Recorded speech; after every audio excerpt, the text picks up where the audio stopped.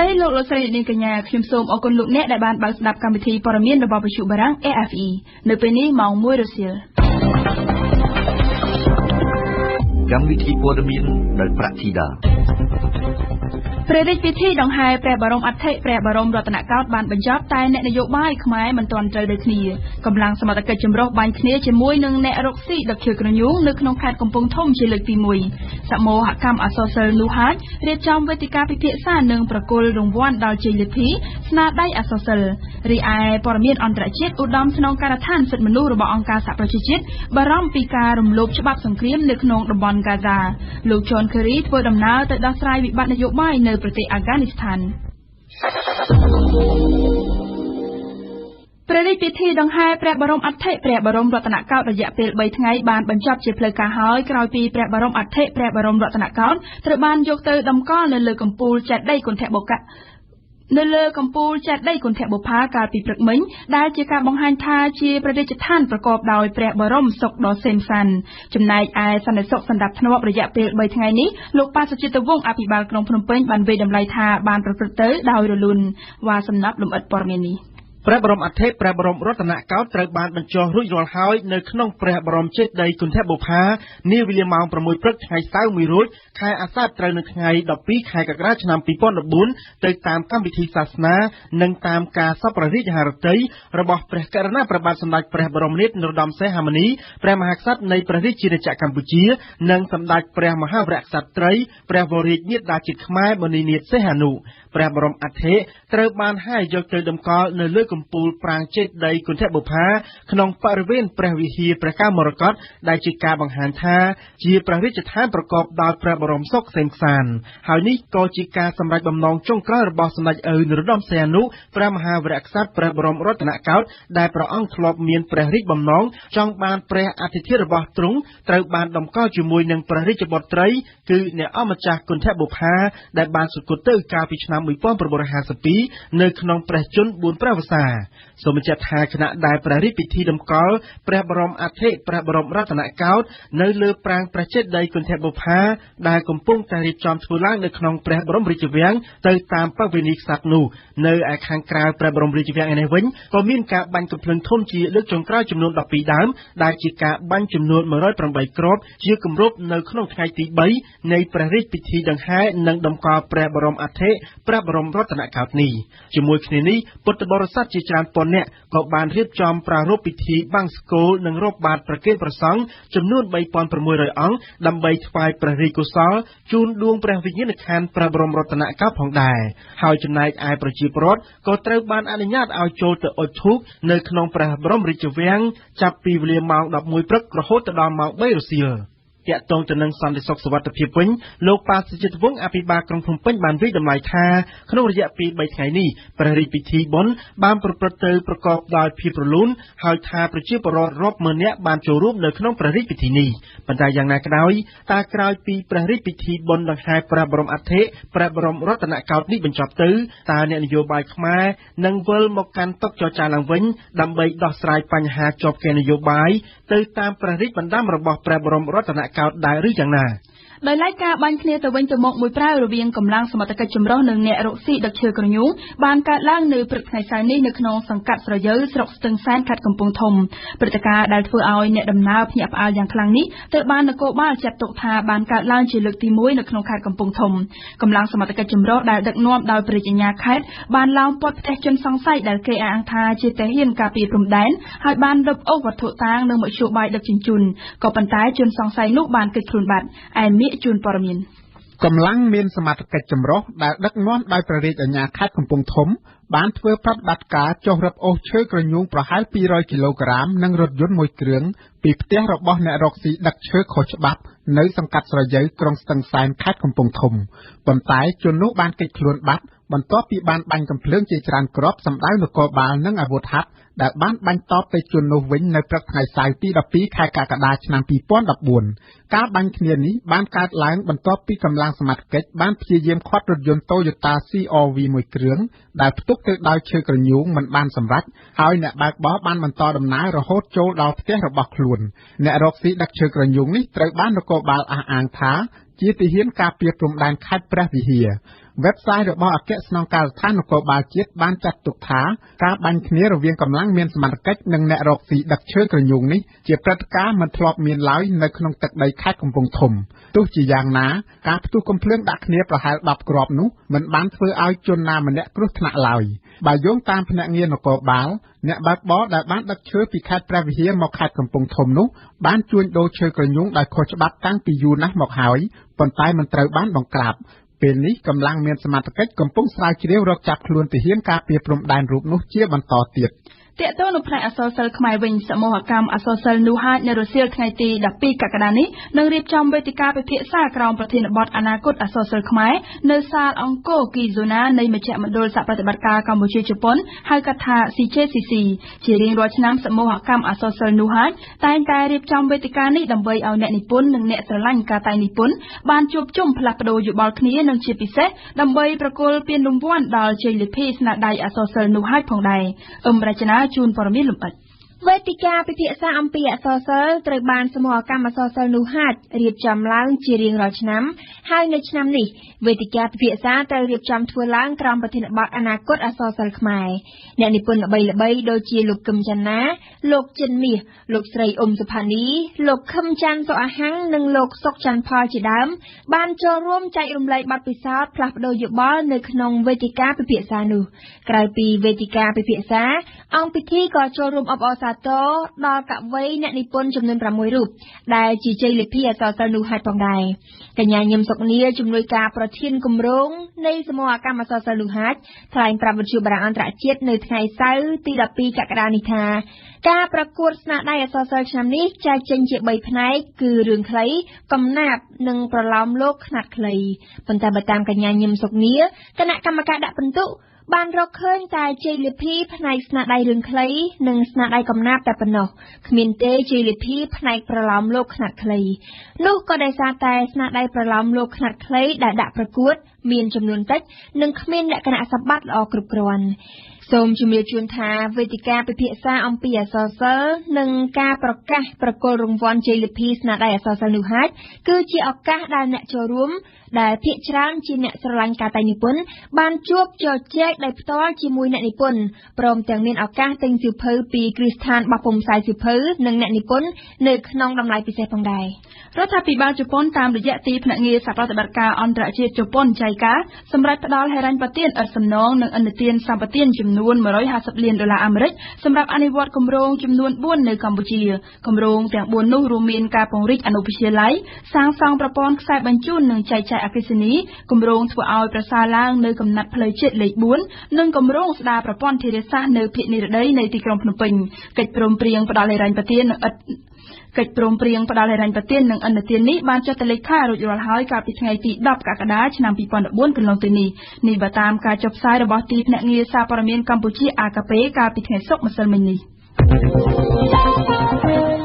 ជាលើកដំបូងហើយដែលអាជ្ញាធររាជធានីភ្នំពេញបានអនុញ្ញាតឲ្យសហភាពសហព័ន្ធយុវជនកម្ពុជារបស់លោកហ៊ុនម៉ាណីកូនប្រុសលោកនាយករដ្ឋមន្ត្រីហ៊ុនសែនបានរៀបចំការជួបជុំនិងចូលរួមដោយសេរីដើម្បីទស្សនាការប្រកួតបាល់ទាត់ពិភពលោកវគ្គផ្ដាច់ព្រាត់រវាងអាល្លឺម៉ង់និងអាហ្សង់ទីននៅយប់ថ្ងៃអាទិត្យទី13កក្កដាពិធីជួបជុំនៅសួនច្បារដែលជួមាសដែលជួយ៉តមានទាំងសកម្មភាពលេងល្បែងបាល់ទាត់កម្សាន្តសំណួរចម្លើយទស្សនាវីដេអូខ្លីៗពីការប្រកួតវគ្គផ្ដាច់ព្រាត់រវាងអាល្លឺម៉ង់និងអាហ្សង់ទីនមុននឹងទស្សនាការផ្សាយបន្តផ្ទាល់រវា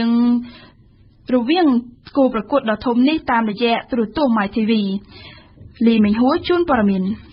កម្មវិធីគ្រួសារបាល់ទាត់ពិភពលោកនឹងចាប់ផ្ដើមពីម៉ោង 5 ល្ងាចដល់ម៉ោង 4 ទៀបភ្លឺនាយប់ថ្ងៃអាទិត្យទី13កក្កដានោះគឺការជួបជុំទស្សនាការប្រកួតបាល់ទាត់ពិភពលោកវគ្គផ្ដាច់ព្រាត់រវាងអាល្លឺម៉ង់និងអាហ្សង់ទីននៅសួនច្បារដែលជួមាសដែលជួយ៉តនៅមាត់ទន្លេមុខវត្តឧណាឡោមក្នុងទីក្រុងភ្នំពេញតាមកម្មវិធីដែលបានគ្រោងទុកកម្មវិធីគ្រួសារបាល់ទាត់ពិភពលោកនៅយប់ថ្ងៃអាទិត្យនេះបានចែកជា4វគ្គវគ្គទី1ចាប់ពីម៉ោង 5 ដល់ម៉ោង 11:30 នាទីមានសកម្មភាពលេងបាល់ទាត់កម្សាន្តទស្សនាវីដេអូខ្លីៗពីការប្រកួតវគ្គផ្ដាច់ព្រាត់រវាងអាហ្សង់ទីននិងអាល្លឺម៉ង់នៅឆ្នាំ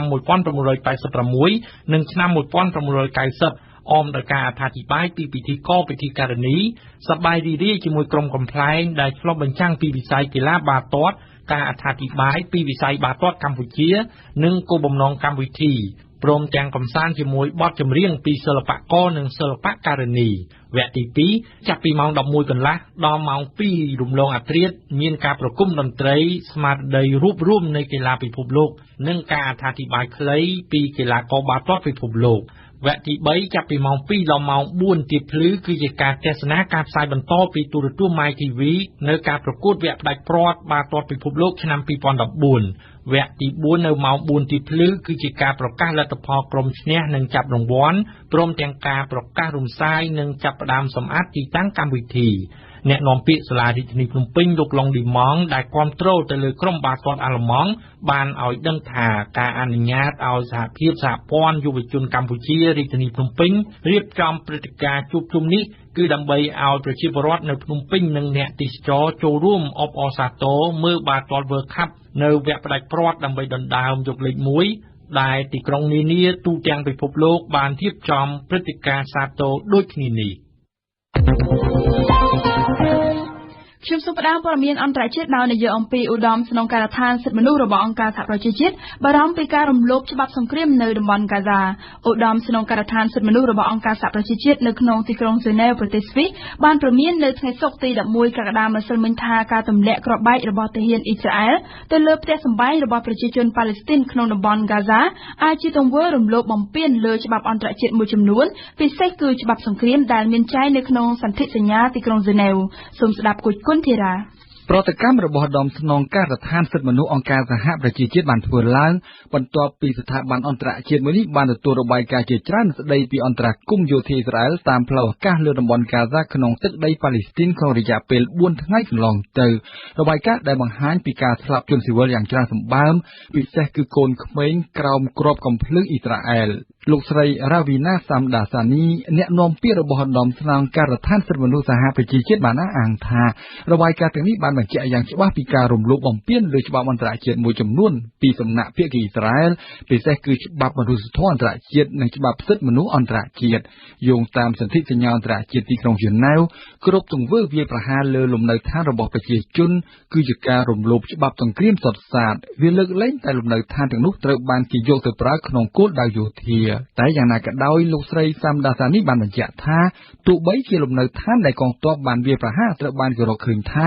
ពិតជាត្រូវបានគេយកទៅប្រើក្នុងគោលដៅយោធាក៏ដោយក៏ការវាយប្រហារត្រូវតែធ្វើឡើងដោយមានការប្រយ័ត្នប្រយែងនិងផ្ទៀងផ្ទាត់ជាមុនដើម្បីការពារអាយុជីវិតរបស់ជនស៊ីវិលដោយឡែកលោកស្រីឧត្តមស្នងការសិទ្ធិមនុស្សអន្តរជាតិណាវីពីលេបានអាងថាទាំងអ៊ីស្រាអែលនិងក្រុមហាម៉ាស់សុទ្ធតែបានប្រព្រឹត្តទង្វើរបៀបនេះដូចគ្នានៅក្នុងអតីតកាលគឺជាទង្វើមួយដែលនាំឲ្យមានការបាត់បង់ជីវិតមនុស្សនិងការបំផ្លិចបំផ្លាញទន្ទឹមគ្នានេះលោកស្រីពីលេក៏បានអំពាវនាវឲ្យភាគីជំនួសទាំងពីរគោរពឲ្យបានត្រឹមត្រូវនៅរាល់ច្បាប់អន្តរជាតិទាំងឡាយពិសេសគឺច្បាប់មនុស្សធម៌អន្តរជាតិនិងច្បាប់សិទ្ធិមនុស្សអន្តរជាតិក្នុងគោលដៅការពារជនស៊ីវិលអ្វីដែលលោកស្រីបានស្នើដោយទទូចនោះគឺគេមិនត្រូវយកជនស៊ីវិលទៅធ្វើជាផ្ទាំងស៊ីបហើយក៏មិនត្រូវដាក់តាំងមូលដ្ឋានយោធានៅក្បែរតំបន់ទីប្រជុំជនដែលសម្បូរដោយជនស៊ីវិលរស់នៅទេពាក់ព័ន្ធនឹងព័ត៌មាននេះដែរចំនួនប្រជាជនប៉ាឡេស្ទីនដែលត្រូវបានសម្លាប់បានកើនឡើងដល់121នាក់ហើយនៅថ្ងៃសៅរ៍នេះជាថ្ងៃទី5ដែលអ៊ីស្រាអែលហើយនិងប៉ាឡេស្ទីនបានធ្វើការប្រយុទ្ធដាក់គ្នាទៅវិញទៅមកដោយប្រើយន្តហោះចម្បាំងនិងការបាញ់គ្រាប់រ៉ុកែតនៅក្នុងតំបន់កាហ្សាការប្រយុទ្ធគ្នានេះបានធ្វើឲ្យប្រជាជននៅក្នុងតំបន់នោះបានស្លាប់ជាបន្តបន្ទាប់ហើយប្រជាជនជាច្រើនអ្នកក៏បាននាំគ្នាចាក់ចេញពីផ្ទះសម្បែងរបស់ពួកគេទៅកាន់កន្លែងមានសុវត្ថិភាពនៅក្នុងទឹកដីអេស៊ីបជាដើមនៅកូរ៉េខាងជើងនៅថ្ងៃសៅរ៍នេះបានថ្កោលទោសចំពោះកូរ៉េខាងត្បូងថាបានធ្វើប្រហែសទៅនឹងការស្នើសុំរបស់រដ្ឋអំណាចក្រុងព្យុងយ៉ាងក្នុងការបន្ធូរបន្ថយភាពតានតឹងនៅក្នុងតំបន់ព្រំដែនបន្ទាប់ពីនាវាផ្ទុកយន្តហោះរបស់អាមេរិកបានចូលទៅចតនៅក្នុងកំពង់ផែកូរ៉េខាងត្បូងដើម្បីចូលរួមសមយុទ្ធយោធារួមគ្នានៅសប្តាហ៍ក្រោយនេះសូមបញ្ជាក់ថានាវាផ្ទុកយន្តហោះអាមេរិកនោះមានឈ្មោះថា USS George Washington បានមកដល់កំពង់ផែប៊ូសានរបស់កូរ៉េខាងត្បូងកាលពីថ្ងៃសុក្រ ម្សិលមិញនេះនៅថ្ងៃសុក្រទី11កក្កដាម្សិលមិញនេះដែរប្រមុខការប្រទេសអាមេរិកកំពុងមានវត្តមាននៅក្នុងទីក្រុងកាប៊ូលដើម្បីជួយដោះស្រាយវិបត្តិនយោបាយនៅអាហ្គានីស្ថានដែលកំពុងតែជាប់គាំងនៅក្រោយការបោះឆ្នោតប្រធានាធិបតីបេក្ខជនប្រធានាធិបតីអាហ្គានីស្ថានបានប្រកាសជ័យជំនះរៀងៗខ្លួននៅពេលដែលការបន្លំសង្លឹកឆ្នោតត្រូវបានគេបកអាក្រាតថាបានកើតមានយ៉ាងសកម្មនៅក្នុងថ្ងៃបោះឆ្នោតថ្ងៃទី14មិថុនាកន្លងទៅនេះឈៀងបុប្ផាជួនសេចក្តីរាយការណ៍នៅអាហ្វហ្គានីស្ថានរដ្ឋមន្ត្រីការបរទេសអាមេរិកព្យាយាមដើរតួនាទីជាអ្នកសម្របសម្រួលបន្ធូរបន្ថយភាពតានតឹងដើម្បីយឹតយងកុំឲ្យអាហ្វហ្គានីស្ថានធ្លាក់ខ្លួនផុងចូលជ្រៅទៅក្នុងគ្រោះវឹកវរនៅក្រៅការបោះឆ្នោតវិបត្តិនយោបាយនៅអាហ្វហ្គានីស្ថានបានលេចឡើងបន្ទាប់ពីបេក្ខជនទាំងពីររូបប្រកាសជ័យជំនះរៀងៗខ្លួនលោកអាប់ឌុលឡាបានប្រកាសថាខ្លួនឈ្នះឆ្នោតធ្វើជាប្រធានាធិបតីអាហ្វហ្គានីស្ថាននិងប្រកែកមិនទទួលស្គាល់លទ្ធផលបោះឆ្នោតបណ្ដោះអាសន្នដែលតាមពិតទៅបានផ្ដល់ជ័យជំនះដល់គូបរិបត្តិរបស់លោកគឺលោកអាស្រ៉ាហ្វ ហ្គានី លទ្ធផលបោះឆ្នោតបណ្ដោះអាសន្នបានបង្ហាញថាលោកអាស្រ៉ាហ្វ ហ្គានី បានទទួលសម្លេងឆ្នោតដល់ទៅ 56.4% ក៏ប៉ុន្តែគូប្រជែងរបស់លោកគឺលោកអាប់ឌុលឡាបានរុញច្រានចោលលទ្ធផលបោះឆ្នោតនិងទាមទារឲ្យគេពិនិត្យឡើងវិញពីពាក្យបណ្ដឹងស្ដីពីការបន្លំសន្លឹកឆ្នោតដែលលោកបានបរិហាថាបានកើតមានយ៉ាងសកម្មនៅក្នុងពេលការបោះឆ្នោតនៅក្នុងនាមជាប្រទេសដែលផ្ដល់ទ្រព្យធននិងកងទ័ពគាំទ្រអាហ្វហ្គានីស្ថានអស់រយៈពេល13ឆ្នាំអាមេរិកបារម្ភថាចំនួននៅក្រៅការបោះឆ្នោតនឹងអាចរុញច្រានអាហ្វហ្គានីស្ថានឲ្យធ្លាក់ចូលទៅក្នុងសង្គ្រាមប្រយុទ្ធគ្នារវាងក្រុមកុលសម្ព័ន្ធដែលគាំទ្របេក្ខជនប្រធានាធិបតីទាំងពីរអាមេរិកយកចិត្តទុកដាក់ចង់ជួយដោះស្រាយវិបត្តិអាហ្វហ្គានីស្ថានពីព្រោះអាមេរិកមិនចង់ឲ្យអាហ្វហ្គានីស្ថានជួបស្ថានភាពវឹកវរដូចនៅអ៊ីរ៉ាក់នៅក្រៅការដកកងទ័ពរបស់អាមេរិកបទពិសោធន៍នៅអ៊ីរ៉ាក់បានបង្ហាញថានៅក្រៅកងទ័ពអាមេរិកដកឆ្នាំ2012ចំនួនដណ្ដើមអំណាចរវាងបកនយោបាយបានផ្ដល់ឱកាសដល់ការរីកធំធាត់របស់ក្រុមជីហាតដែលពេលនេះកំពុងបង្កអំពើហិង្សានិងប្រយុទ្ធគ្រប់គ្រងទឹកដីភាគខាងជើងនៅអ៊ីរ៉ាក់តាមគម្រោងកងទ័ពអាមេរិកនិងកងទ័ពសម្ព័ន្ធមិត្តរបស់អូតង់ត្រូវដកចេញពីទឹកដីអាហ្វហ្គានីស្ថាននៅចុងឆ្នាំ2014នេះនៅសប្តាហ៍នេះលោកប្រធានាធិបតីអាមេរិកបារ៉ាក់អូបាម៉ាបានគម្រាមផ្ដាច់ជំនួយប្រសិនបើភាគីជម្លោះមិនអាចដោះស្រាយវិបត្តិដោយសន្តិវិធី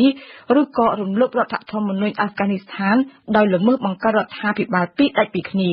ប្រធានអង្គការអូតង់វិញបានអំពាវនាវឲ្យបកនយោបាយទាំងពីរបញ្ចប់វិបត្តិនយោបាយនិងចុះហត្ថលេខាឲ្យបានឆាប់ទៅលើកិច្ចព្រមព្រៀងឲ្យបានមុនជំនួបកំពូលអូតង់នៅខែកញ្ញាបេក្ខជនប្រធានាធិបតីអាហ្វហ្គានីស្ថានទាំងពីរធ្លាប់បានសន្យាថាលោកនឹងចុះកិច្ចព្រមព្រៀងដែលនឹងអនុញ្ញាតឲ្យអាមេរិកអាចបន្តរក្សាទុកកងទ័ពប្រមាណ 10,000 នាក់នៅអាហ្វហ្គានីស្ថាននៅក្រៅការដកកងទ័ពនៅចុងឆ្នាំនេះវិបត្តិមិនចុះសម្រុងគ្នារវាងគូបដិបត្តិនយោបាយទាំងពីរនៅអាហ្វហ្គានីស្ថានមើលទៅនឹងអាចពន្យាពេលលើកនៃការចុះកិច្ចព្រមព្រៀងនេះតទៅមុខទៀតនៅក្នុងប្រទេសសេរីក្រុមប្រឹក្សាសន្តិសុខអង្គការសហប្រជាជាតិនឹងត្រូវជួបប្រជុំគ្នានៅថ្ងៃច័ន្ទខាងមុខនេះដើម្បីធ្វើសេចក្តីសម្រេចជំវិញការផ្តល់ជំនួយមនុស្សធម៌ដល់ប្រជាជនសេរីរាប់លាននាក់ដែលជំនួយទាំងអស់នោះនឹងត្រូវដឹកជញ្ជូនចេញពីប្រទេសជិតខាងដូចជាទូគីអ៊ីរ៉ាក់និងសូដានីជាដើមបន្ទាប់ពីចរចាអស់រយៈពេលជាច្រើនសប្តាហ៍មកប្រទេសអូស្ត្រាលីសូដានីនិងលុចសំបួរបានធ្វើសេចក្តីព្រាងមួយដើម្បីធ្វើការបោះឆ្នោតរួមគ្នាក្នុងការសម្រេចផ្តល់ជំនួយមនុស្សធម៌នេះអង្គការសហប្រជាជាតិក៏បានចោទប្រកាន់ប្រទេសសេរីពីបទប្រាអំណាចខុសច្បាប់ក្នុងការរារាំងមិនឲ្យមានការបញ្ជូនជំនួយមនុស្សធម៌នេះដោយសារតែការរឹតបន្តឹងនិងអសុវត្ថិភាពនេះហើយទើបធ្វើឲ្យប្រជាជនសេរីចំនួន10.8 លាននាក់ត្រូវការជំនួយហើយប្រជាជនចំនួន4.7 លាននាក់កំពុងតែរស់នៅក្នុងតំបន់ដែលពិបាកនឹងទទួលបានជំនួយខ្លាំងណាស់ដោយសារតែតំបន់នោះล้อมព័ទ្ធដោយកងទ័ពរបស់រដ្ឋាភិបាលនិងពួកឧទាម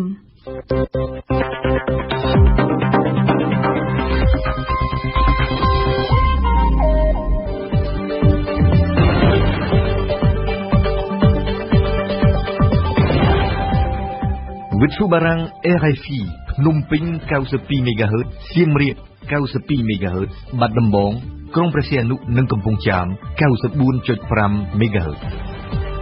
លោកនាងកំពុងស្ដាប់កម្មវិធីព័ត៌មានរបស់វិទ្យុបារាំង RFE ជាបន្តលោកអ្នកនឹងបានស្ដាប់កម្មវិធីផ្សាយដែលរួមមាននីតិបច្ចុប្បន្នភាពកម្ពុជាក្នុងសប្តាហ៍នេះគឺជាការសរុបព្រឹត្តិការណ៍ជាតិសំខាន់ៗរៀបចំជូនដោយសុនមេសា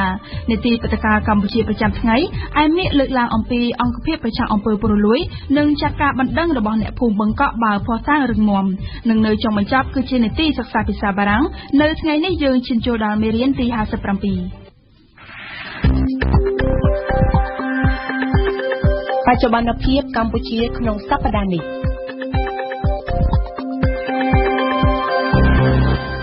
ប្តាហ៍នេះតើមានព្រឹត្តិការណ៍ជាតិសំខាន់ៗអ្វីខ្លះសូមអញ្ជើញលោកអ្នកនាងស្ដាប់សុនមេសាកាលពីថ្ងៃច័ន្ទទី7កក្កដាដើមសប្តាហ៍នេះអ្នកភូមិបង្កក់បាននាំគ្នាទៅដាក់ពាក្យបណ្ដឹងនៅអង្គភាពប្រឆាំងអំពើពុករលួយប្រឆាំងប្រធានក្រុមហ៊ុនស៊ូកាគូអ៊ីនរួមទាំងមន្ត្រីរដ្ឋាភិបាលមួយចំនួនស្ដីពីបទប្រព្រឹត្តអំពើពុករលួយសូមស្ដាប់ចាប់មិថុនាដែលវិទ្យុយើងបានចាក់ផ្សាយកាលពីថ្ងៃច័ន្ទដើមសប្តាហ៍នេះប្រជាពលរដ្ឋជាង200នាក់មកពីសហគមន៍បង្កក់បូរីកៃឡាថ្មគោនិងសហគមន៍មួយចំនួនទៀតនៅព្រឹកថ្ងៃច័ន្ទនេះបានដាក់ពាក្យបណ្ដឹងទៅអង្គភាពប្រឆាំងអំពើពុករលួយដោយស្នើសុំឲ្យអង្គភាពនេះបើកការស៊ើបអង្កេតពាក់ព័ន្ធនឹងអំពើពុករលួយក្នុងការជួលដីនិងកាប់ដីក្នុងតំបន់អភិវឌ្ឍន៍បង្កក់ទៅឲ្យក្រុមហ៊ុនស៊ូកាគូអ៊ីនបុគ្គលដែលរងការចោទប្រកាន់ពីប្រជាសហគមន៍មានចំនួន12នាក់ក្នុងនោះមានលោកឡាវមេងឃីនប្រធានក្រុមហ៊ុនស៊ូកាគូអ៊ីននិងជាសមាជិកព្រឹទ្ធសភាអតីតអភិបាលរាជធានីភ្នំពេញលោកកែតសុទេមានិងអភិបាលរាជធានីភ្នំពេញបច្ចុប្បន្នលោកប៉ាសុជាតិវង្សរួមទាំងមន្ត្រីខណ្ឌនិងមន្ត្រីសង្កាត់មួយចំនួនទៀតការចោទប្រកាន់នេះធ្វើឡើងដោយអ្នកភូមិបានយោងទៅលើចំណុចមួយចំនួនដោយជាការលក់ដីបង្កក់ចំនួន 1.3 ហិកតាទៅឲ្យក្រុមហ៊ុនបុតសម្ព័ន្ធ HLH Group របស់សង្ហបុរីនាពេលថ្មីនេះការសាងសង់បន្ទាយកងរាជអាវុធហត្ថនៅលើដីទំនាស់ក្នុងតំបន់បង្កក់និងករណីដែលលោកឡាវមេងឃីនមានសិទ្ធិទទួលប្លង់កម្មសិទ្ធិដីនៅបង្កក់ជាដើម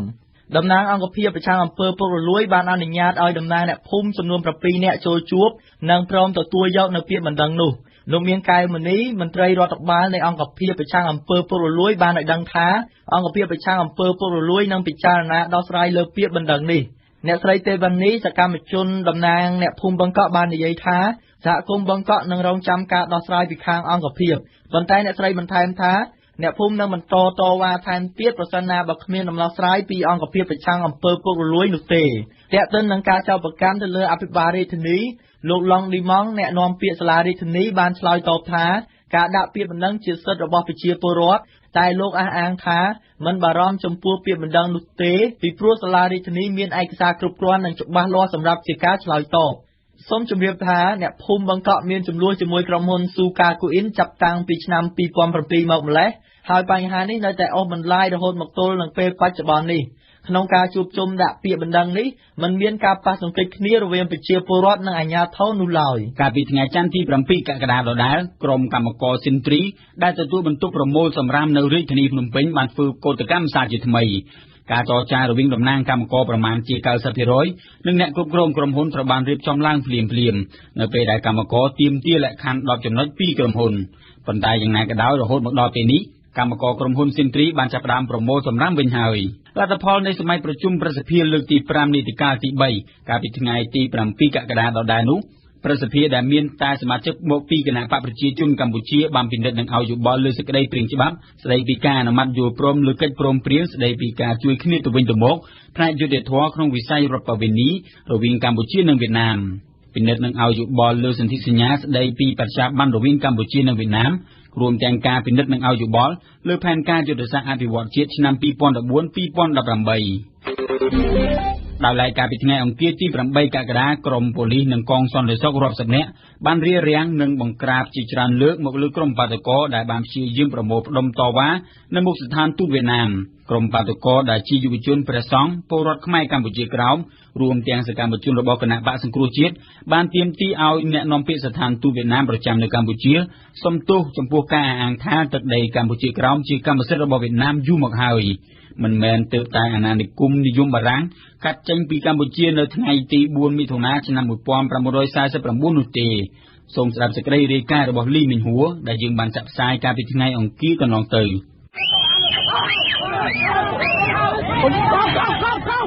នេះគឺជាការប៉ះទង្គិចរុញច្រានដេញវាយដោយហិង្សារបស់កងកម្លាំងសន្តិសុខទៅលើក្រុមបាតុករជាក្រុមយុវជនព្រះសង្ឃពលរដ្ឋខ្មែរក្រោមរួមទាំងសកម្មជនគណៈបកសង្គ្រោះជាតិកាលពីព្រឹកថ្ងៃទី8កក្កដានេះនៅមុខស្ថានទូតវៀតណាមក្នុងទីក្រុងភ្នំពេញ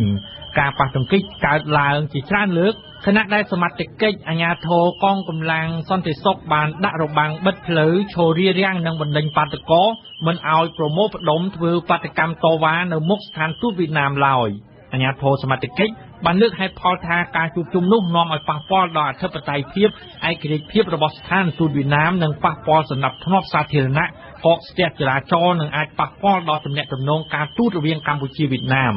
ប៉ុន្តែក្រុមបាតកោនៅតែបន្តប្រមូលផ្ដុំនៅក្បែរស្ថានទូតវៀតណាមក្រុមបាតកោដែលជាយុវជនព្រះសង្ឃពលរដ្ឋខ្មែរកម្ពុជាក្រោមសកម្មជនគណៈបកសង្គ្រោះជាតិរួមទាំងលោកមុំសំណងដូផងបានដើរស្រែកទាមទារឲ្យអ្នកនាំពាក្យស្ថានទូតវៀតណាមសុំទោសចំពោះការលើកឡើងរបស់ខ្លួនដែលថាទឹកដីខ្មែរកម្ពុជាក្រោមគឺជារបស់វៀតណាមយូរមកហើយមិនមែនទើបតែបារាំងកាត់ចេញពីប្រទេសកម្ពុជាប្រគល់ទៅឲ្យវៀតណាមគ្រប់គ្រងនៅថ្ងៃ4មិថុនាឆ្នាំ1949នោះទេខ្ញុំមិនមែនប្រកាន់ពូសាហើយតែជាបុគ្គលរបស់សាខ្ញុំមិនមែនក្រៅពីប្រកាន់ក្រៅការប្រមូលផ្ដុំតវ៉ានៅព្រឹកថ្ងៃ8កក្កដានេះត្រូវបានបង្ក្រាបដោយហិង្សាតែមិនមានអ្នករបួសធ្ងន់ធ្ងរឬក៏មានបាតកោណាម្នាក់ត្រូវចាប់ខ្លួនទេប៉ុន្តែក្នុងពេលវាយបង្ក្រាបនោះកងកម្លាំងសន្តិសុខបានឆក់យក iPad ម៉ាស៊ីនថតនិងទូរស័ព្ទដៃរបស់បាតកោនិងអ្នកកាសែតមួយចំនួនរហូតដល់ម៉ោងជិត12ថ្ងៃត្រង់បាតកោបានរំសាយលោកម៉ៅពិសេសប្រធានសហព័ន្ធនិស្សិតបញ្ញវន្តកម្ពុជាដែលបានដឹកនាំការជួបជុំតវ៉ានៅមុខស្ថានទូតវៀតណាមនៅព្រឹកមិញបញ្ជាក់ថាបាតកោទុកពេលឲ្យអ្នកនាំពាក្យស្ថានទូតវៀតណាមលោកត្រឹងវ៉ាន់ថុង3ខែដើម្បីឲ្យគាត់ឆ្លើយតបទទួលស្គាល់ប្រវត្តិសាស្ត្រពិតនៃទឹកដីខ្មែរកម្ពុជាក្រោមបាននៅតែមិនឆ្លើយតបទេនោះបាតកោនឹងដាក់ញត្តិឲ្យគៀងគរធ្វើបាតកម្មម្ដងទៀតដែលឡែកលោកអញ្ញាកឹមសវុតអតីតប្រធានសមាគមរងស្រូវកម្ពុជាបានលើកឡើងថាផែនការយុទ្ធសាស្ត្ររបស់រដ្ឋាភិបាលក្នុងការនាំអង្គចេញឲ្យបាន1លានតោននៅឆ្នាំ2015នោះគឺហាក់ដូចជានៅមានភាពយឺតយ៉ាវនិងមានបញ្ហារាំងស្ទះជាច្រើនដែលទំនងមិនអាចអនុវត្តតាមផែនការបាននោះទេសូមស្ដាប់ប្រសាសន៍លោកអញ្ញាកឹមសវុតដែលយើងបានចាក់ផ្សាយកាលពីថ្ងៃអង្គារនេះបញ្ហាប្រឈមធំវាដូចជាអស់មិនចេញឧទាហរណ៍ដោយផ្លូវវៀនក្រុងបាឡាននោះមកពីបាត់ដំបងមកដល់គីឡូលេខ11បើគ្នាឆ្លងផុតទៅខែថ្មីហ្នឹងគ្នាចំណាយពេលប្រហែលជា10ម៉ោងហើយនេះត្រឡប់មកវិញបានហើយតែបើឲ្យគោរពតាមសារាចររាជធានីហ្នឹងគឺឡានហ្នឹងគេតែដេកសិនដល់សារាយកបានបើឆ្លងរាជធានីបានយើងត្រូវចំណាយពេល10ម៉ោងទៅ48ម៉ោងសម្ដេចតេជោគាត់ឯកភាពឲ្យឆ្លងហើយប៉ុន្តែយើងគិតមើលពីខែ3ឥឡូវដល់ខែ7 4ខែឡាននៅឆ្លងអត់ទាន់បានមូលហេតុមកពីការងារយឺតយ៉ាវនេះហើយដែលយើងសម្រេចផែនការ1លានតោនអត់បាននេះជាឧទាហរណ៍ខ្លីតែមួយមុខនេះសូមឲ្យគាត់ចាំឡើងវិញតាមបិទអានឹងដល់ស្ទះខ្លាំងហើយលោកស្រីអ្នកនាងកញ្ញានេះជាការសង្ខេបព្រឹត្តិការណ៍ជាតិប្រចាំសប្តាហ៍ RFI កាលពីព្រឹកថ្ងៃពុធទី9កក្កដាកន្លងទៅនេះបន្ទាប់ពីទទួលរងការបង្ក្រាបដោយហិង្សារួចមកក្រុមយុវជននិស្សិតនិងពលរដ្ឋខ្មែរកម្ពុជាក្រោមបានជួបជុំគ្នាក្រុមយុវជននិងនិស្សិតនិងពលរដ្ឋកម្ពុជាក្រោមបានសម្រេចថានឹងជួបជុំគ្នាសាជាថ្មីម្ដងទៀតនៅថ្ងៃទី16កក្កដានៅមុខស្ថានទូតវៀតណាមជាបាតកម្មដែលមានកម្មវត្ថុដដែលគឺទាមទារឲ្យអ្នកនាំពាក្យស្ថានទូតវៀតណាមប្រចាំនៅកម្ពុជាទទួលស្គាល់ប្រវត្តិសាស្ត្រពិតលើទឹកដីកម្ពុជាក្រោមនេះបើតាមការអះអាងរបស់លោកម៉ៅពិសេសប្រធានសម្ព័ន្ធនិស្សិតបញ្ញវន្តកម្ពុជាកាលពីថ្ងៃពុធទី9កក្កដាកន្លងទៅនេះដែរមានសេចក្តីព្រាងច្បាប់ចំនួន7ដែលសង្គមស៊ីវិលនិងពលរដ្ឋសហគមន៍កំពុងតែព្រួយបារម្ភជាខ្លាំងប្រសិនបើរដ្ឋាភិបាលដាក់ឲ្យដំណើរការជាផ្លូវការមែននោះព្រួយបារម្ភព្រោះថាសង្គមស៊ីវិលបានអះអាងថាច្បាប់ទាំងនោះនឹងធ្វើឲ្យប៉ះពាល់ដល់ប្រជាជននិងលទ្ធិប្រជាធិបតេយ្យនៅកម្ពុជាហើយច្បាប់នេះក៏នឹងធ្វើឲ្យកម្ពុជាមានឈ្មោះអាប់អោនក្នុងឆាកអន្តរជាតិផងដែរសូមស្ដាប់សួងសុភិរីដែលយើងបានចាក់ផ្សាយកាលពីថ្ងៃពុធសេចក្តីព្រាងច្បាប់ទាំង7នោះរួមមានសេចក្តីព្រាងច្បាប់មូលដ្ឋានទាំង3ពាក់ព័ន្ធនឹងប្រព័ន្ធតុលាការសេចក្តីព្រាងច្បាប់ស្តីពីឧក្រិដ្ឋកម្មអ៊ីនធឺណិតច្បាប់សមាគមនិងអង្គការមិនមែនរដ្ឋាភិបាលច្បាប់ស្តីពីសហជីពនិងសេចក្តីព្រាងច្បាប់ស្តីពីការគ្រប់គ្រងនិងប្រើប្រាស់ដីកសិកម្មថ្លែងនៅក្នុងសន្និសីទកាសែតនៅរុស្ស៊ីថ្ងៃពុធទី9កក្កដានេះលោកសឿងសារឿននាយកប្រតិបត្តិនៃគណៈកម្មាធិការសហប្រតិបត្តិការដើម្បីកម្ពុជាបានឲ្យដឹងថាប្រសិនបើច្បាប់ទាំង7នោះដំណើរការជាផ្លូវការនោះវានឹងធ្វើឲ្យប៉ះពាល់ជាខ្លាំងដល់ឯករាជ្យភាពនៃប្រព័ន្ធតុលាការសិទ្ធិនៃការបញ្ចេញមតិសិទ្ធិបង្កើតសមាគមឬសហជីពការជួបជុំសាធារណៈនិងសិទ្ធិក្នុងការកាន់កាប់ដីឯកជនសន្និសីទកាសែតនេះធ្វើឡើងបន្ទាប់ពីសង្គមស៊ីវិលទាំងនោះបានពិភាក្សាគ្នាពេញមួយថ្ងៃដូចមកសង្គមស៊ីវិលបានស្នើដល់ព្រះមហាក្សត្រព្រះរាជតម្រិះក្នុងការបន្លាយព្រះវត្តលេខថាលើសេចក្តីព្រាងច្បាប់មូលដ្ឋានទាំង3ពាក់ព័ន្ធនឹងប្រព័ន្ធតុលាការសង្គមស៊ីវិលស្នើឲ្យរដ្ឋាភិបាលបង្ហាញសេចក្តីព្រាងច្បាប់ទាំងអស់ឲ្យសាធារណជនបានដឹងនិងចូលរួមពិគ្រោះយោបល់ដើម្បីដំណើរការច្បាប់ទាំងនោះ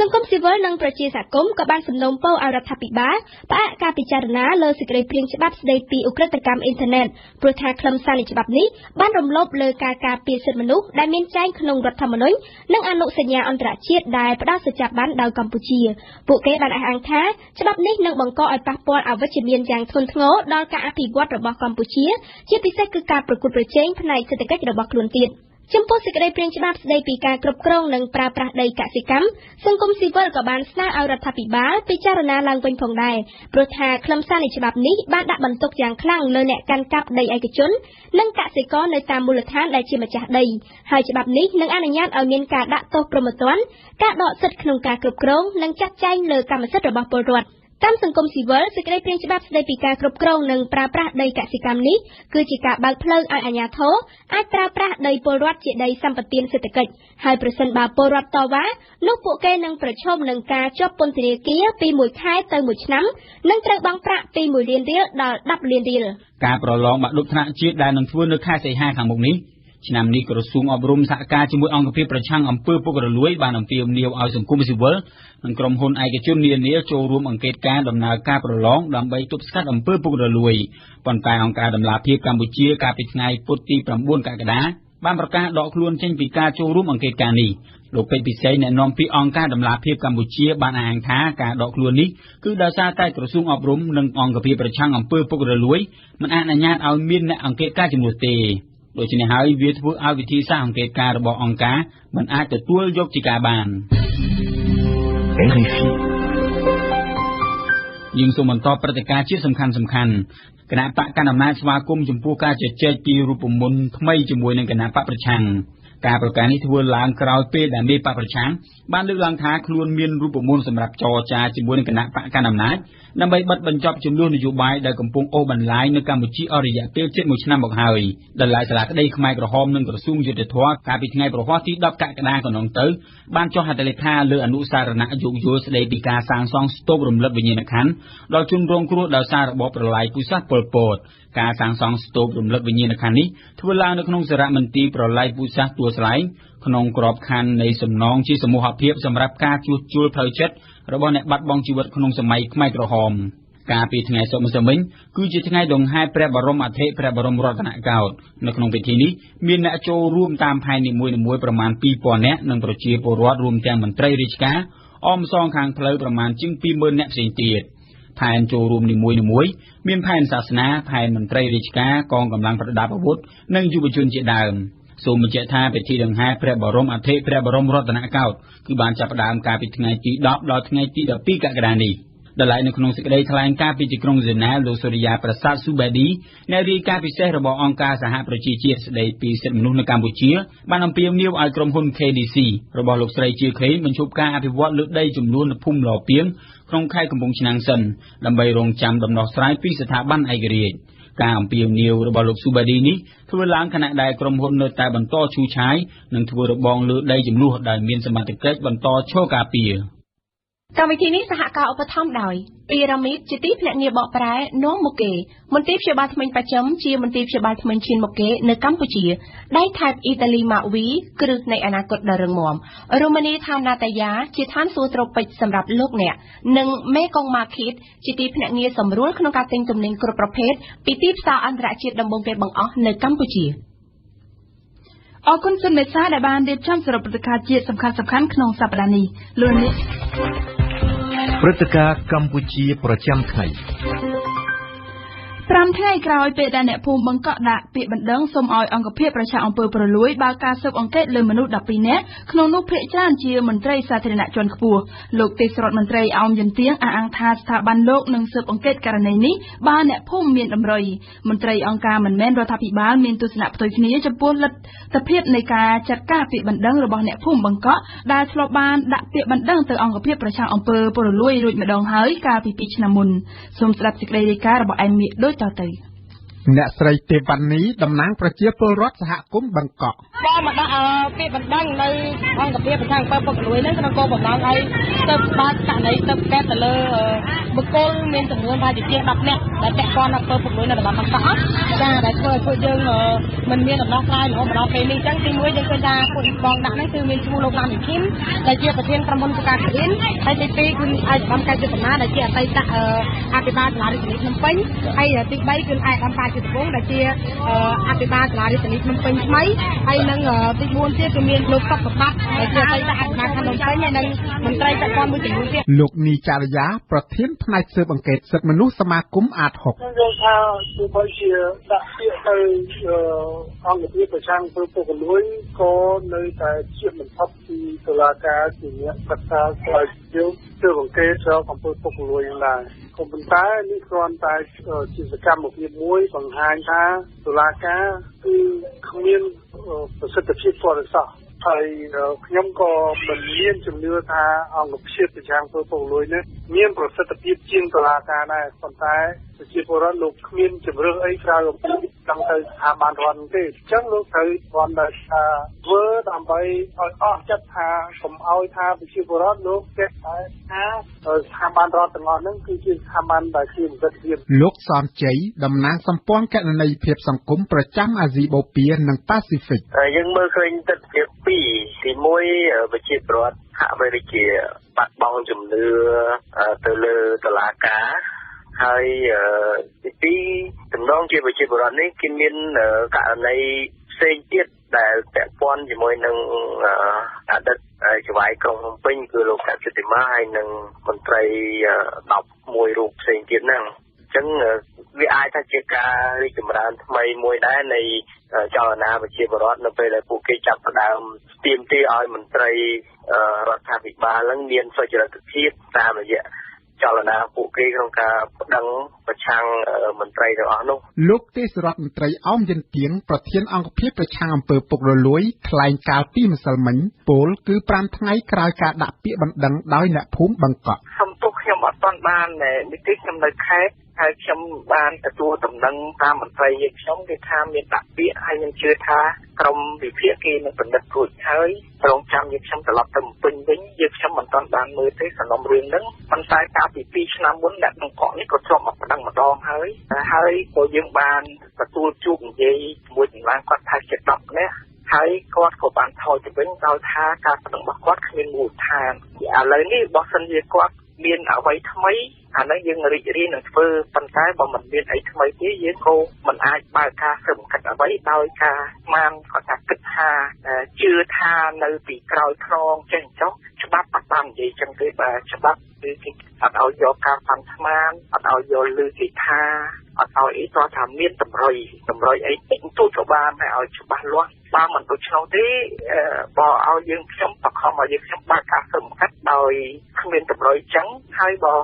ធ្វើឲ្យយើងខ្ញុំស៊ើបអង្កេតដោយអាស្រ័យការគាត់នឹងបន្ថយបន្ថែមការប្តឹងបកទៅវិញអំពីការធ្វើឲ្យប៉ះពាល់ខុសកិច្ចរបស់គេយើងខ្ញុំនឹងពិនិត្យហើយយើងខ្ញុំនឹងជំរាបជូនគាត់ដោយលើកមុនចឹងដែរលើកមុនខ្ញុំជំរាបជូននេះគាត់ក៏ទទួលស្គាល់ខ្លួនឯងថាវាគ្មានអស្ចារ្យគ្មានតម្រុយគ្មានស្អីទេគាត់តែគិតគាត់តែស្មានលោកនីចរិយាបញ្ជាក់ដោយខ្លីអំពីភាពជាជនរងគ្រោះនៃអ្នកភូមិបឹងកក់យើងបានធ្វើការស៊ើបអង្កេតទាក់ទងទៅនឹងករណីនេះបានជួបប្រជាជនពិនិត្យទៅលើឯកសារផុសតាងទាំងឡាយដែលជាពលរដ្ឋមានហើយជាពិសេសទៅទៀតយើងឃើញថាថ្មីៗប្រហែលឆ្នាំកន្លងមកនេះរដ្ឋាភិបាលអាណត្តិទី4ក៏បានប្រគល់ដី 12.4 ហិកតាឲ្យជាពលរដ្ឋវិញក៏ប៉ុន្តែគាត់បានប្រកាសតែប៉ុណ្ណឹងទេឲ្យមានការចាត់វិធានការជាក់ស្ដែងក្នុងការប្រគល់ដីឲ្យពលរដ្ឋគឺមិនទាន់បានទទួលបានឃើញជាសញ្ញាវិជ្ជមាននៅឡើយលោកសនជ័យខ្ញុំគិតថាពួកគេអាចមានផុសតាងច្រើនអញ្ចឹង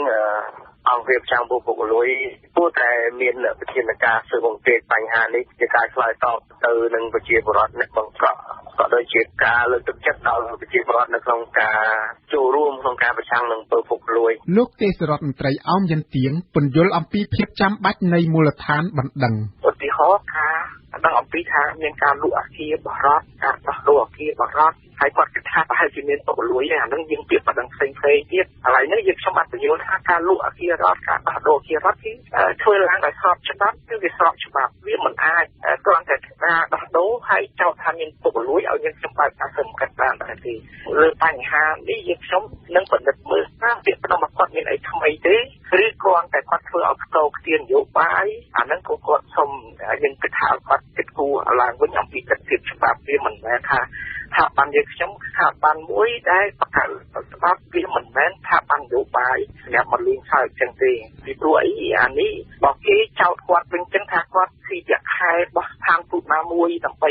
ទទួលធ្វើជាពុករលួយដើម្បីធ្វើបាតកម្មហើយយើងខ្ញុំទៅស៊ើបអង្កេតដែរគាត់យល់ថាមិនវាមិនអាចបានដូចគ្នាដែរចឹងបញ្ហានេះចឹងយើងខ្ញុំប្រកាសថាយើងខ្ញុំមិនបានតាមមើលទេប៉ុន្តែប្រវត្តិរឿងរបស់វាមានច្រើនអ្នកស្រីទេបាននេះបញ្ជាក់ចំណុចលើកឡើងនេះទី1គឺយើងនិយាយពីពាក់ព័ន្ធពីរឿងការធ្វើអនុប្រយោគជួលដីបរដ្ឋាភិបាលទៅក្រុមហ៊ុនហ្នឹងវាខុសទៅនឹងច្បាប់ចាព្រោះដោយសារតែគាត់បានជួលដីទៅឲ្យក្រុមហ៊ុនធ្វើការវិវត្តការវិវត្ត99ឆ្នាំហ្នឹងក្នុងឆ្នាំ2007គឺដីនៅក្នុងដីសាធារណៈរបស់ហើយគាត់បានធ្វើអនុប្រយោគតម្លៃទៅដីឲ្យក្រុមហ៊ុនហ្នឹងហើយក៏តម្លៃនៅក្នុងឆ្នាំ2008និង2010អញ្ចឹងគាត់ជួលមុនហើយបានតម្លៃក្រោយអញ្ចឹងវាខុសទៅនឹងច្បាប់ទី1ហើយក៏វាពាក់ព័ន្ធអំពើពុករលួយដែរហើយទី2ទៀតគឺលោកឡានវិជាដែលជាប្រធានក្រុមហ៊ុនស៊ូតាគីហ្នឹងគាត់មិនមែនជាប្រជាប្រដ្ឋដែលរងគ្រោះនៅតំបន់បង្កក់ទេហើយក៏គាត់មានសិទ្ធិទទួលបានខ្លងកម្មសិទ្ធិរាប់រយខ្លងនៅក្នុងដីតំបន់បង្កក់ដែលនៅក្នុងដីពីការ74ដែលរដ្ឋាភិបាលបានចេញអនុក្រឹត្យសម្រាប់តែពលរដ្ឋរងគ្រោះទាមទារការអវណ្ណកន្លែងចំណែកគាត់បានខ្លងនឹងចំនួនប្រជាប្រដ្ឋដែលរងគ្រោះទៅវិញចាហើយទី3ទៀតគឺយើងឃើញថាថ្មីនេះយើងបានទទួលព័ត៌មានថាក្រុមហ៊ុនស៊ូតាគីមានលោកឡានវិជាហ្នឹងគាត់បានលក់ដីចំនួន1,000,000ដែលមានទឹកប្រាក់រហូតដល់75លានហ្នឹង$15លានហ្នឹងទៅឲ្យក្រុមហ៊ុន XLX អញ្ចឹងគាត់គឺជាប្រធានក្រុមហ៊ុនស៊ូតាគីគាត់គ្រាន់តែមានសិទ្ធិជួលដីពីរដ្ឋាភិបាលដើម្បីធ្វើការអភិវឌ្ឍគាត់មានសិទ្ធិដោះដូរដីជួលហ្នឹងឬមួយក៏ដីអាចក្នុងអនុក្រឹត្យហ្នឹងលក់ទៅឲ្យបុគ្គលណាមួយណាបានទេចាហើយទី4ទៀតគឺថ្មីគេសាងសង់បន្ទាយ PM ចាសាងសង់បន្ទាយ PM ហ្នឹងយើងឃើញថាដីដែលគេសាងសង់បន្ទាយ PM ហ្នឹងយកដល់ដឹងថាដីហ្នឹងគឺដីស្ថិតនៅក្នុងដី12តាទឹក44ឬដីដែលរដ្ឋាភិបាលកាត់ឲ្យក្រុមហ៊ុនធ្វើការអភិវឌ្ឍការសម្រិតឆ្នាំទេដោយសារតែដីនៅតំបន់ហ្នឹងគឺកំពុងតែមានចំនួនហើយណាអញ្ចឹងគឺយើងត្រូវការទាមទារឲ្យមានការបោះពុម្ពដីឲ្យបានច្បាស់លាស់12ខែទៅ6សម្រាប់ជាប្រតិសិននៅដល់ក្រោយជា40គ្រួសារសិនទៅពួកគាត់ចង់មានចង់ធ្វើជា PM អីទៅធ្វើចាស់ហើយទី5គឺពាក់ព័ន្ធនឹងអនុក្រឹត្យរដ្ឋាភិបាលបានចេញតាំងពីឆ្នាំ2011រហូតដល់ពេលនេះគឺយើងអត់មានដំណោះស្រាយឡើយព្រោះអនុក្រឹត្យបានបញ្ជាក់ច្បាស់ហើយដី12តា44សម្រាប់ប្រជាប្រដ្ឋជាពលរដ្ឋវិសាដើម្បីធ្វើការប្រតិបត្តិហើយឡើយនេះទៅប្រកាសដល់ក្នុងកម្មវិធីសុខភាពតែរហូតដល់ពេលនេះគឺសម្បាន650ភាសាបានឆ្លងហើយនៅសល់រហូតដល់ពេលនេះ40ភាសាទៀតអត់បានឆ្លងហើយបន្តបញ្ហាការវាយពួកយើងឲ្យបែកក្បាលអនុកូននៃចាប់ពួកយើងដាក់គុកទៀតបន្តអាហ្នឹងក៏វាពាក់ព័ន្ធអំពើពុករលួយដែរធ្វើរបស់ស្រាយរបស់ពួកបង្កក់ហ្នឹងអ្នកបង្កក់ហ្នឹងគឺទាំងលោកនេះចរិយាខ្ញុំជំនឿថាអង្គភាពប្រឆាំងពុករលួយហ្នឹងទៅធ្វើកិច្ចការនឹងជូនប្រជាពលរដ្ឋទេព្រោះថាសិតតែជាអង្គភាពដែលមិនមានឯករាជ្យភាពពីគណៈនយោបាយអញ្ចឹងខ្ញុំមិនជឿថាមាន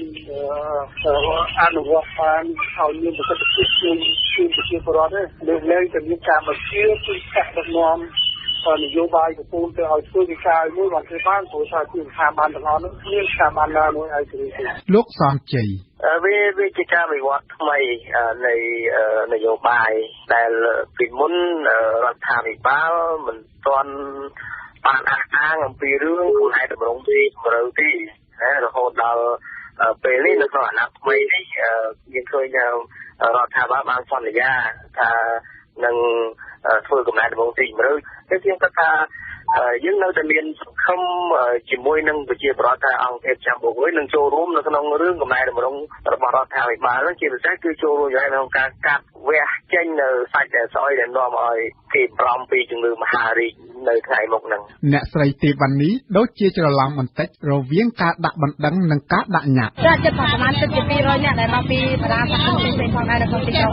មានសហគមន៍រៃកាឡាមានសហ សហគមន៍ស្មោះកូលសហគមន៍អតីតបង្កក់សហគមន៍បង្កក់ខ្ញុំចាដែលគាត់នៅជិតហ្នឹងចាញ៉ាំនេះ7នាក់ឲ្យនៅក្នុងនោះគឺយើងមានអតីតតំណាងអតីតបង្ខាំមួយដែរដែលគាត់ចូលទៅថាបានយើងខ្ញុំអត់ទទួលញ៉ាំទេទូទៅស្ដឹងទេបាទញ៉ាំយើងខ្ញុំមិនទទួលយើងខ្ញុំមិនមែនស្ថាប័នអីដេញសើចយោបាយអីទេទៅបញ្ហានេះណាបាទមកដល់វិញខ្ញុំមិនទាន់មានជំនឿថាស្ថាប័នរដ្ឋទាំងអស់ហ្នឹងជាស្ថាប័នដែលអាចជួយប្រជាពលរដ្ឋនេះព្រោះតែយើងឃើញជារៀងរាល់ថ្ងៃប្រជាពលរដ្ឋយំស្រែកទាក់ទងទៅនឹងអំពើអយុត្តិធម៌ជារៀងរាល់ថ្ងៃទាក់ទងទៅនឹងរឿងដីធ្លីយើងឃើញកន្លងមកមិនមែនតែជាលើកទី1ទេគឺអង្គភាពចាំពុកលើកទៅពេលមានមិនដឹងហើយគេបានចាត់វិធានការដូចជាឆ្នាំ2011ហ្នឹងទៅលើអតីតព្រះអញ្ញាខេត្តពោធិ៍សាត់ទៅលើមន្ត្រីគ្រឿងញៀនអីមួយចំនួនក៏គេដែរណាហើយនឹងមិនមានមន្ត្រីពន្ធដារអីហ្នឹងក៏ជាអាចថាជាការរីកចម្រើនខ្លះដែរទោះបីវាមិនទាន់មាន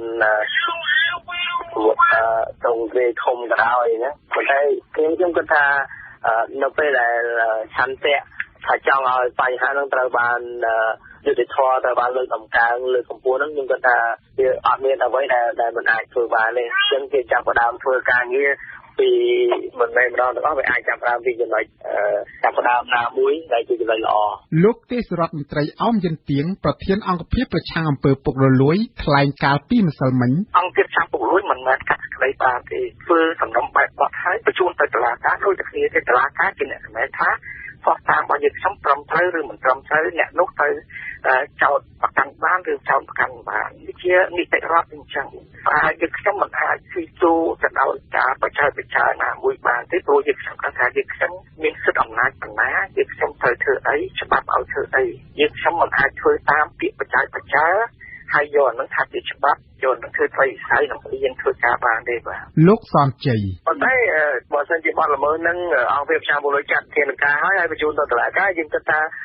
យើងថាអានឹងផ្លូវច្បាប់វាមានទម្ងន់ជាងដែលជាបរិបទគាត់ទៅដឹងដោយខ្លួនឯងព្រោះថាអង្គភាពប្រឆាំងពុករលួយគេមុននឹងដាក់សំណុំរឿងនឹងទៅតុលាការគេមានការស៊ើបអង្កេតបែបឯករាជ្យរបស់គេមួយហើយពេលនោះសំណុំរឿងវានឹងដំណើរការទៅតុលាការដែរប៉ុន្តែគាត់ដឹងថាទម្ងន់វាលឿនហើយវាធ្ងន់ជាងអ្វីដែលជាបរិបទទៅប៉ុណ្ណឹងអញ្ចឹងបែបបទនីតិវិធីបែបនេះគឺជានីតិវិធីដែលពាក់ព័ន្ធជាមួយនឹងបទល្មើសពុករលួយបន្ថែមពីការស្ដាប់វិទ្យុលោកអ្នកនាងអាចចូលទៅអានឬស្ដាប់ការផ្សាយឡើងវិញកម្មវិធីទាំងស្រុងរបស់វិទ្យុបារាំង RFE នៅក្នុងគេហទំព័រ www.khmer.orfi.fr ឬជាភាសាបារាំង www.khmer.rfi.fr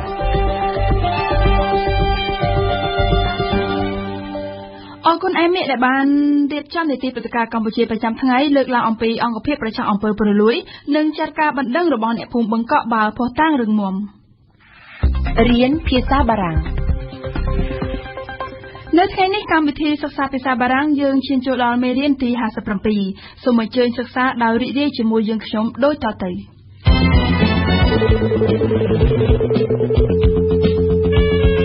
Radio France Internationale présente. Comment vont les affaires?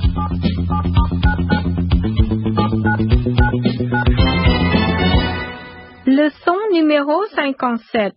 សំណើផ្ដល់ការងារមួយក្នុងគោលដៅឲ្យទំនិញប៉ារ៉ាហ្សេមនៅក្រៅប្រទេសមានការលូតលាស់ច្រើនគេតម្រូវបញ្ចូលបុគ្គលិកក្របខ័ណ្ឌថ្មីមួយផ្នែកខាងនីហារ៉ុន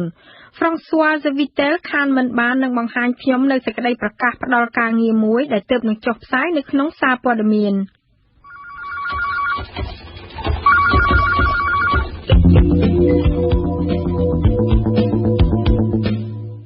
Tenez Daniel, j'ai trouvé notre annonce. Quelle annonce? Eh bien l'annonce pour l'offre d'emploi. Écoutez, afin de développer ses exportations, une PME en pleine expansion dans le secteur parapharmaceutique installée à Paris recherche jeunes conseillers export, anglais écrit et parlé indispensable. Envoyez lettre de candidature et CV à Paragem. Oh, c'est parfait.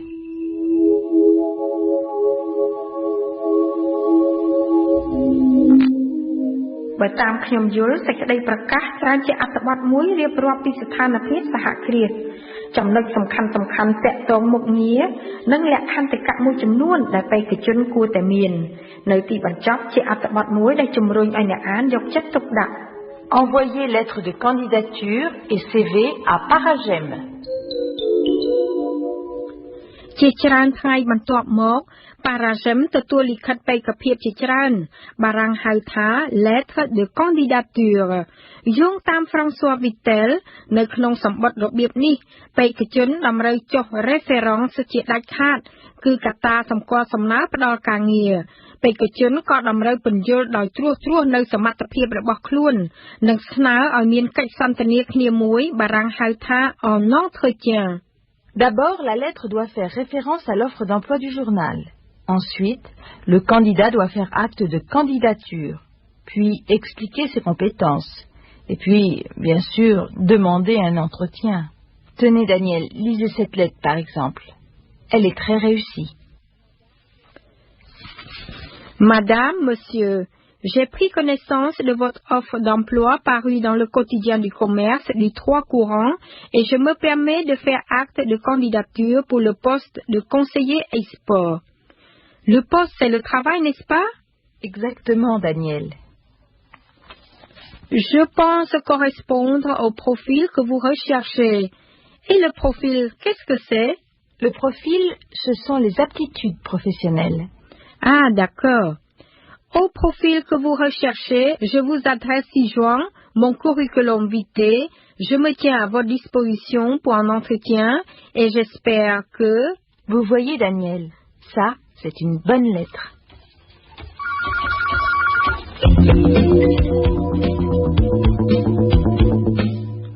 ជាមួយលិខិតបេក្ខភាពគេត្រូវភ្ជាប់ជាមួយនៅលិខិតជីវប្រវត្តិហៅថា CV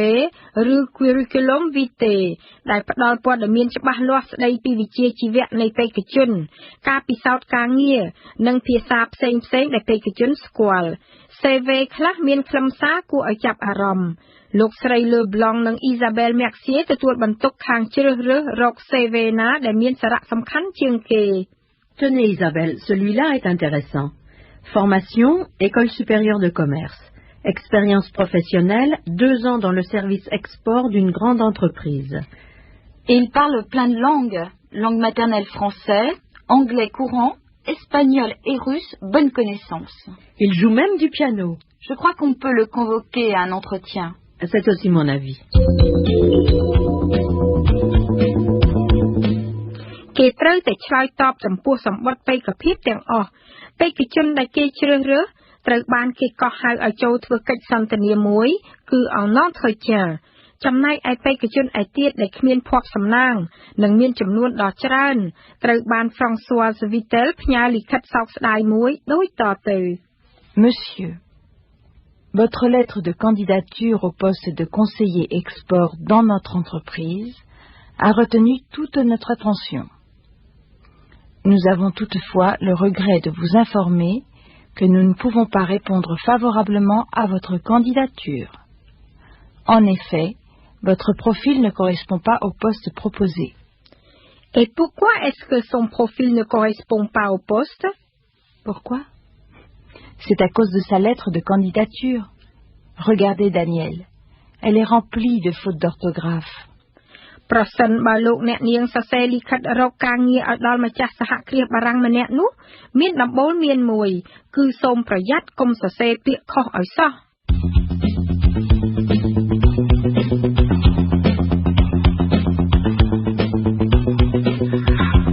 សូមរងចាំជួបតួអង្គរបស់យើងគឺ Daniel ដើម្បីស្គាល់សហគ្រាសបារាំងមួយគឺក្រុមហ៊ុន Paragem ជាមួយ Daniel សូមរងចាំហាត់រៀនភាសាបារាំងប្រើនៅក្នុងពិភពសហគ្រាសនៅពេលនោះ Philippe Cadet នឹងបង្ហាត់បង្រៀនឲ្យចេះសរសេរលិខិតប្រកាសផ្សាយពាណិជ្ជកម្មមួយដ៏ស័ក្តិសិទ្ធិគឺធ្វើយ៉ាងដូចម្តេចឲ្យសាធារណជនមានជំនឿដោយប្រឌិតសាច់រឿងមួយ Eh bien, Madame Bernardin voyage partout. Où ça, partout? En Amérique, en Asie, en Afrique. Elle connaît tous les continents. Elle n'a peur de rien, cette dame. De rien. Et surtout pas des moustiques. ក្រៅពីនេះសូមហាត់រៀនប្រើសព្វនាមសម្រាប់បង្ហាញគឺ ce ភ្ជាប់ជាមួយសព្វនាមសម្រាប់ភ្ជាប់ទៅជា ce dont ce qui ce que. Après tout, nous connaissons notre marché. Nous savons ce que valent nos produits. Ce qui n'est pas le cas de Gripou. ដូច្នេះសូមកុំភ្លេចណាត់ជួបជាមួយសហគ្រាស Paragem តាមរយៈ RFE